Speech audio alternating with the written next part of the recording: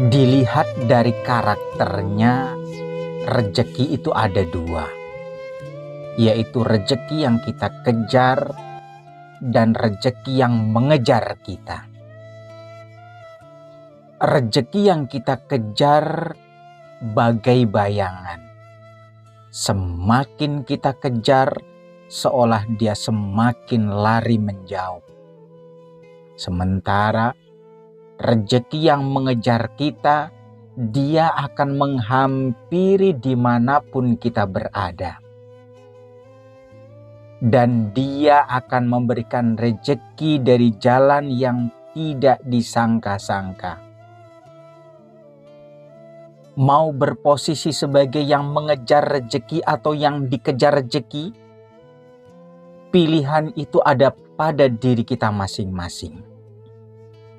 Yang tentu saja masing-masing akan berperilaku sesuai dengan hukum sebab akibat yang Allah tetapkan sebagai mekanisme penganugerahan rejeki bagi hamba-hambanya. Yang pasti, sebagaimana dalam sebuah riwayat dijelaskan bahwa Allah menjamin dan membagikan rejeki bagi hamba-hambanya seperti Allah menjamin dan membagikan udara bagi manusia untuk bernafas. Rejeki itu ada yang merupakan jaminan dari Allah bagi hambanya. Dan ada yang untuk mendapatkannya harus melalui proses usaha dan pengorbanan. Rejeki yang merupakan jaminan dari Allah untuk hambanya, sebagaimana janjinya bahwa tidak ada satu binatang melata pun yang ada di muka bumi ini, kecuali Allah telah menjamin rejeki baginya. Sementara rejeki yang untuk mendapatkannya harus melalui proses usaha dan pengorbanan, sebagaimana diisyaratkan dalam ketetapannya. Dan ketika kalian telah menunaikan kewajiban sholat, kalian bertebaranlah di muka bumi untuk mendapatkan karunia Allah. Raihlah rejeki yang telah Allah tetapkan di muka bumi ini untuk bekal kehidupan akhirat kalian. Dan jangan melupakan untuk mencari rejeki sebagai bekal kehidupan di dunia ini. Sebagaimana dijelaskan dalam sebuah riwayat, rejeki itu memiliki tingkatan.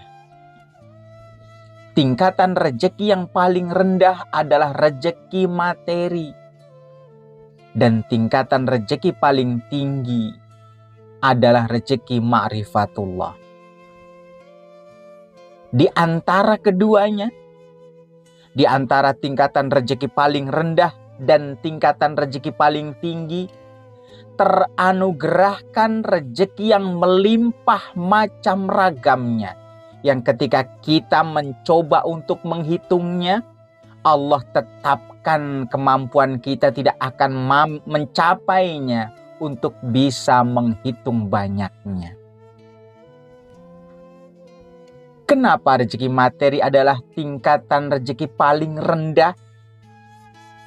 Karena bahkan binatang melata pun dianugerahi jaminan rezeki selama masih diberi kesempatan hidup di dunia ini. Karenanya, siapa yang dalam menjalani kehidupannya, perhatian terbesarnya hanya tertuju bagaimana cara memenuhi kebutuhan perutnya, maka harga dirinya sama dengan yang keluar dari tubuhnya berupa kotoran yang najis hukumnya.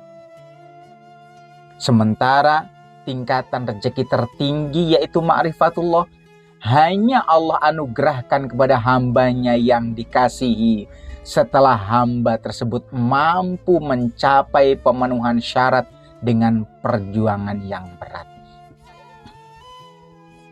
Menarik untuk disimak apa yang disampaikan oleh sebuah riwayat tentang percakapan Nabi Musa alaihissalam dengan Allah Subhanahu wa ta'ala.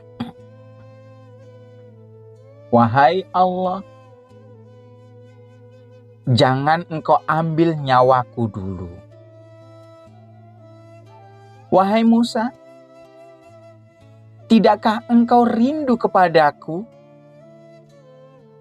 Tidakkah engkau rindu dan ingin segera berjumpa denganku?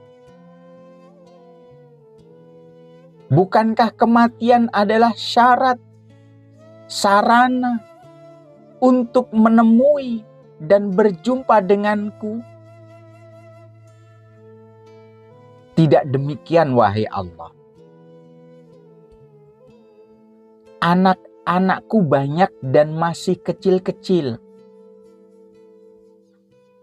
Istriku tidak bisa bekerja dan mencari karuniamu. Kalau engkau panggil aku sekarang, aku khawatir dengan anak-anakku yang masih kecil. Wahai Musa, apakah engkau ragu denganku? Apakah engkau ragu bahwa aku telah menjamin segala kebutuhan makhlukku yang ada di dunia ini? Tidak demikian, wahai Allah. Bukankah engkau menetapkan pemberian rezeki itu melalui mekanisme yang telah engkau tentukan? Harus ada usaha dan pengorbanan untuk mendapatkannya. Sementara saya menyadari, saya mengetahui bahwa istri saya tidak punya kemampuan yang cukup untuk itu. Sementara anak-anak saya membutuhkan rezeki dengan jalan melalui proses usaha tersebut. Wahai Musa, aku perintahkan engkau untuk keluar rumah. Pergilah ke suatu tempat. Maka Nabi Musa pun keluar rumah dengan berjalan dan belum mengetahui kemana dia harus menuju. Dia berjalan keluar rumah, mengikuti kaki melangkah, dan perhatiannya tertuju pada sebuah sungai yang mengalir, airnya jernih, yang di pinggir-pinggir sungai tersebut banyak rerumputan yang tumbuh. Dia memutuskan untuk pergi ke pinggir sungai itu. Dia duduk termenung, memperhatikan indahnya suara gemercik air yang bening, dan di antara daun rerumputan yang ada di pinggir sungai itu seolah melambai-lambai karena ujung daunnya tersentuh oleh air yang mengalir. Ketika Nabi Musa sedang asyik memperhatikan gerakan tarian ujung dari daun rerumputan yang disapa oleh air yang mengalir, tiba-tiba dia dikagetkan oleh seekor ular yang muncul dari dalam sungai. Mulut ular itu membuka, menganga, dan tepat di tengah mulutnya salah satu dari daun rerumputan itu berada.